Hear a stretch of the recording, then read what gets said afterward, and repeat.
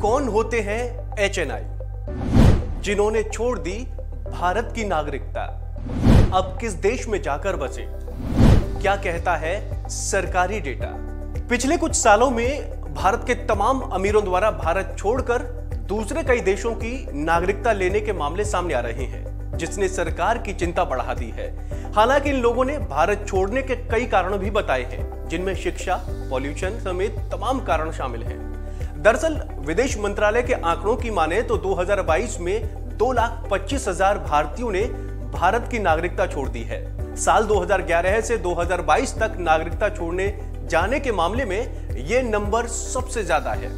देश के सामने संसद में यह डेटा 9 फरवरी को रखा गया था। जानकारी के अनुसार भारत की नागरिकता छोड़ने वाले इन अमीरों को HNI या डॉलर मिलियनियर्स बुलाया जाता है। ऐसे में सवाल उठता है कि आखिर रेजिडेंस बाय इन्वेस्टमेंट क्या होता है। हाई नेट वर्थ इंडिविजुअल बनने के लिए कितनी संपत्ति की दरकार होती है। वहीं अभी तक तमाम मीडिया रिपोर्ट्स में इस मामले को प्रमुखता से उठाया गया है, जिनमें इन लोगों के भारत छोड़ने का कारण बेहतर अवसर से लेकर हेल्थ केयर, जिंदगी जीने की बेहतर गुणवत्ता और बेहतर शिक्षा के अवसर शामिल हैं। इनके अलावा भी तमाम फैक्टर्स हैं जिनकी वजह से ये लोग देश छोड़ रहे हैं। ऐसी एक केस स्टडी में एक परिवार ने बताया कि वो साल 2019 में कनाडा गए थे और 2022 में उन्होंने कनाडा के परमानेंट रेजिडेंट के लिए अप्लाई किया। इसके पीछे की वजह बताते हुए परिवार ने कहा कि उन्होंने बार बार अपने बच्चे को स्कूल बदलना ठीक नहीं समझा। इसके अलावा उन्होंने एक और चौंकाने वाली बात बताई। उन्होंने कहा कि जब वो दिल्ली में रह रहे थे तब उनकी बेटी को खराब हवा की वजह से अक्सर सांस से जुड़ी दिक्कतें होती थीं, लेकिन पॉल्यूशन वाली दिल्ली की तुलना में कनाडा के शहर की हवा साफ और सांस लेने योग्य है। इतना ही नहीं, इस परिवार का दावा था कि वहां जाने के बाद उनकी बेटी ने कभी सांस से जुड़ी किसी दिक्कत की शिकायत नहीं की है। ऐसे में भी परमानेंट रेजिडेंट के लिए अप्लाई करने का एक कारण बना। जानकारी हो कि परमानेंट रेजिडेंट के लिए एक बार अप्लाई करने के 5 साल बाद नियम और शर्तें पूरी करने पर कनाडा की नागरिकता भी हासिल की जाती है। अब समझिए कि भारत में HNIs की क्या परिभाषा है। HNIs की परिभाषा तो आपको बता दें कि हाई नेट वर्थ वाले वो होते हैं जिनकी कुल संपत्ति $1 मिलियन से ज्यादा की हो। रुपए में 1 मिलियन की ये रकम 8.2 करोड़ होगी। वहीं हेनली ग्लोबल सिटीजन्स रिपोर्ट्स की माने तो भारत में इस ग्रुप के लगभग 3,47,000 लोग हैं। ये आंकड़ा दिसंबर 2021 तक का है। ये 3,47,000 लोग भारत के महज 9 शहरों में आते हैं। इन शहरों में देश की राजधानी दिल्ली और देश की आर्थिक राजधानी मुंबई भी शामिल है। वहीं कोलकाता भी इससे अछूता नहीं रहा। यानी आप कह सकते हैं कि देश के 3 बड़े शहरों में रहने वाले HNIs लोग भारत को अधिकतर अलविदा कह रहे हैं।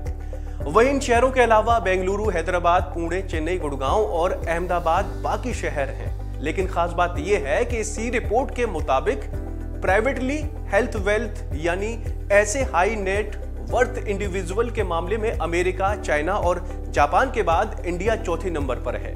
ऐसे high net worth individuals western countries में रेजिडेंट बाय इन्वेस्टमेंट का रास्ता अपना रहे हैं। इंडस्ट्री एक्सपर्ट्स का कहना है कि पिछले कुछ सालों में निवास के माध्यम से निवेश की मांग बढ़ी है। इस मामले में US FB5 वीजा की मांग सबसे ज्यादा है। वहीं ऑस्ट्रेलिया का ग्लोबल टैलेंट इंडिपेंडेंट वीजा, पुर्तगाल का गोल्डन वीजा और ग्रीस का रेजिडेंट बाय इन्वेस्टमेंट प्रोग्राम काफी मशहूर है। पुर्तगाल गोल्डन वीजा के मामले में तो भारत साल 2021 में दुनिया भर में चौथे नंबर पर था, लेकिन साल 2022 में तीसरे स्थान पर आ गए। अब सवाल यह उठता है कि आखिर रेजिडेंट बाय इन्वेस्टमेंट की जरूरत क्यों पड़ती है। तो अगर पुर्तगाल को उदाहरण लें तो यहां का स्थायी निवासी होने के लिए आपको कम से कम 4.5 करोड़ की प्रॉपर्टी खरीदनी होती है और पुर्तगालियों के लिए कम से कम 10 जॉब्स क्रिएट करने होते हैं। ये सबसे जरूरी शर्तों में शामिल है। ऐसे में इन्वेस्टमेंट के 5 साल बाद आपको पुर्तगाल का पासपोर्ट मिल जाता है। इस पासपोर्ट के साथ आप दुनिया के 150 देशों में बिना वीजा के जा सकते हैं। हालांकि एक रिपोर्ट के मुताबिक पुर्तगाल ने यह प्रोग्राम समाप्त करने का फैसला लिया है। आइए अब समझते हैं कि अगर भारत का कोई नागरिक अमेरिका की नागरिकता लेना चाहता है तो उसको कैसे स्थायी नागरिकता मिल सकती है। अमेरिका में कैसे बनते हैं स्थायी निवासी। अब बात करते हैं अमेरिका के E5 वीजा की। इसके लिए आपको 5 से 7 सालों में कम से कम 6.5 करोड़ रुपए इन्वेस्ट करने होते हैं। साथ ही यूएस के लोगों के लिए कम से कम 10 जॉब्स क्रिएट करने होते हैं। ऐसा करने के बाद पुर्तगाल की तरह 5 सालों में आपको अमेरिका की नागरिकता मिल जाती है। पुर्तगाल की तरह यूएस की नागरिकता के मामले में भी भारतीय तीसरे नंबर पर है। इस तरह से नागरिकता छोड़ रहे भारतीय के बारे में कहा जा रहा है कि वो ऐसा कई वजहों से कर रहे हैं और इसमें सबसे बड़ा कारण क्वालिटी ऑफ लाइफ भी माना जा रहा है।